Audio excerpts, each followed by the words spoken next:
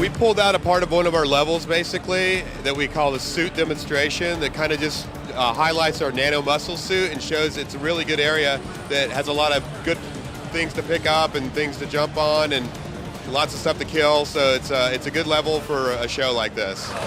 We sit down and design a game. We really come together and decide, what do we want to do? Do we want to drive graphics? Do we want to drive gameplay? Do we want to have vehicle stuff, multiplayer? On this one, we decided to do as many things as we could. So we put the graphics on top of it, but when it comes down to it, gameplay is where it's most important because that's what you're doing it for. I mean, we're happy with the graphics, but they're a means to an end.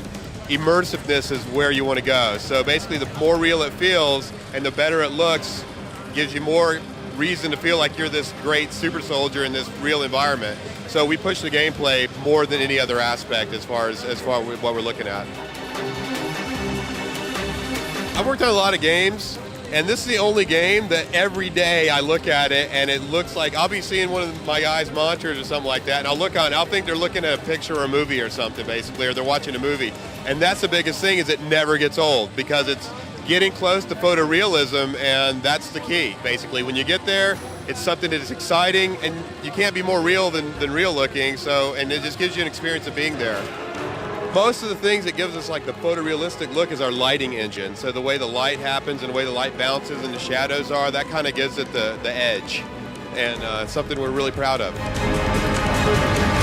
Component damage, so blow the gas tank, it blow wheels, blow the gun, blow the windshield.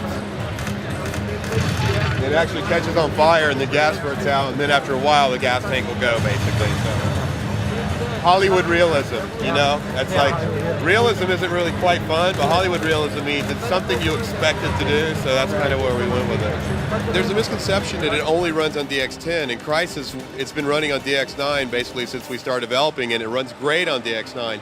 DX10 brings much more fidelity and many more particles and a smoother experience. So basically it's on top of an already great experience on DX9. Multiplayer is extremely important to us.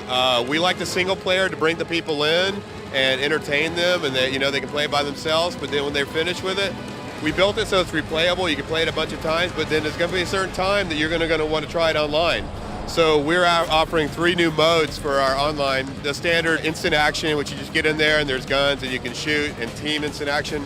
And we're adding a brand new mode called Power Struggle, which actually has factories and points that you can get and a whole new strategic element that hasn't been seen in any multiplayer game. So we put equal emphasis on both, and we feel they're both critically important for an FPS.